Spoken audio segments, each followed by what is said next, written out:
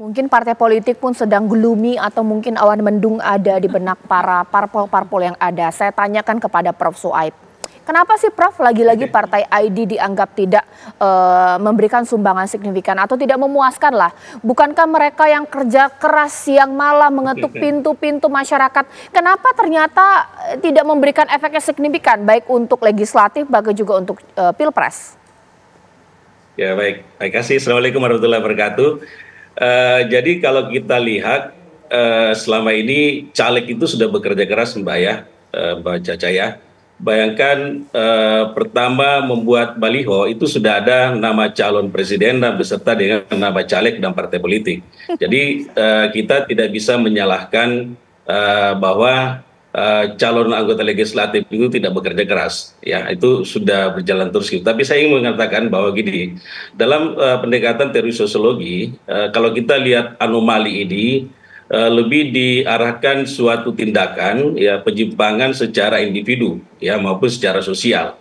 Jadi dalam konteks ini anomali yang selama ini kita diskusikan, yang muncul di permukaan, lebih diarahkan adanya hal yang dianggap tidak sinkron antara apa yang kita pikirkan dengan apa yang nyata. Atau misalnya ada hal yang kita anggap misalnya secara partai dia kuat, tapi kok secara basis massa untuk mendukung calon presiden tidak kuat. Ya seperti tadi Prof. Siti Suro menyampaikan seperti itu ya. Tapi saya ingin mengatakan begini, ada 4 variabel Mbak Caca ya kalau kita bicara berkaitan dengan anomali ini. Yang pertama ada struktur yang berjalan di sana. Misalnya kita lihat bahwa Pak Prabowo ini saat ini adalah menduduki jabatan di kementerian, ya di kabinet. Kemudian di baliknya itu ada juga misalnya Pak Jokowi secara struktur juga ada di belakang itu karena bagaimanapun Pak Jokowi punya anak sebagai wakil dari Pak Prabowo.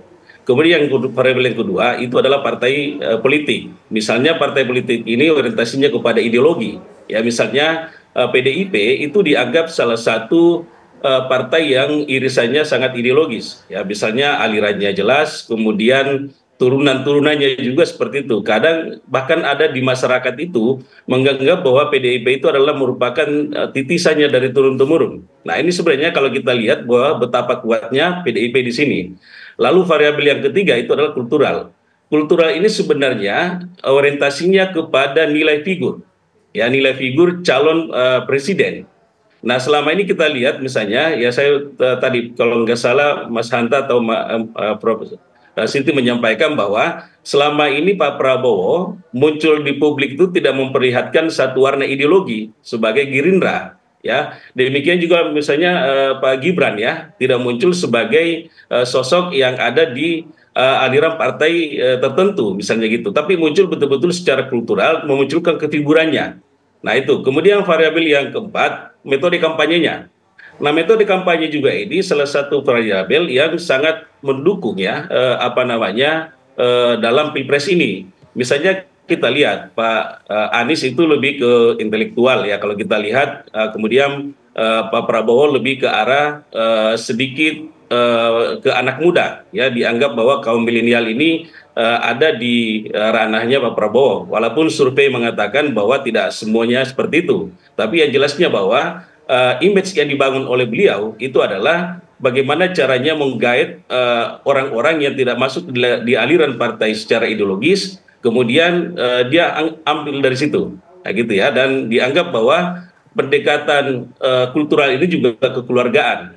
Kita lihat selama ini kampanye-kampanye yang dibangun oleh Pak Prabowo maupun misalnya 3 calon presiden ini, itu orientasinya kekeluargaan muncul, tetapi figurnya yang harus dilihat di sini.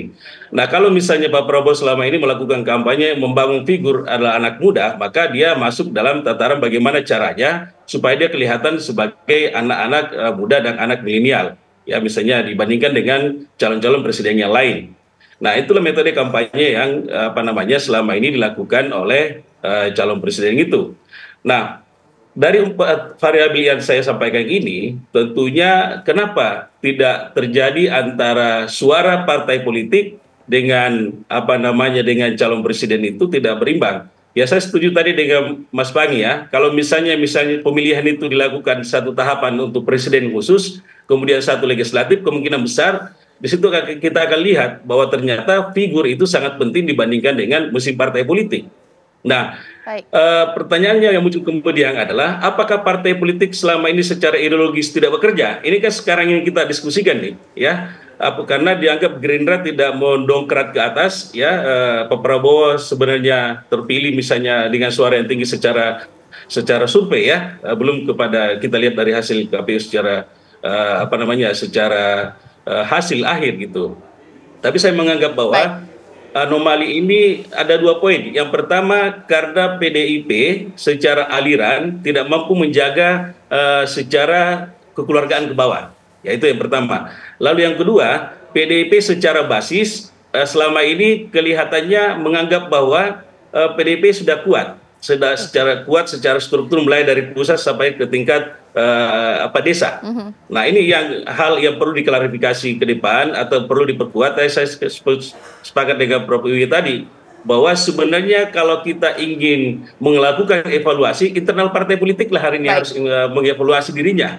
Jangan kepada calon presidennya, ya kan, calon presiden kan dipilih secara figur, tapi partai secara struktur itu harus juga melakukan beberapa kerja-kerja nyata yang harus disampaikan kepada masyarakat gitu, Mbak Caca. Oke, ditahan dulu Prof. Soaib. Sekarang saya akan ke rekan saya Aurel yang akan bertanya kepada masyarakat mengenai benarkah bahwa ternyata mereka seperti itu lebih memilih figur dibandingkan partai politik meskipun partai politik sudah bekerja semaksimal mungkin. Saya akan tanya kepada rekan saya Aurel. Aurel, silakan dengan laporannya.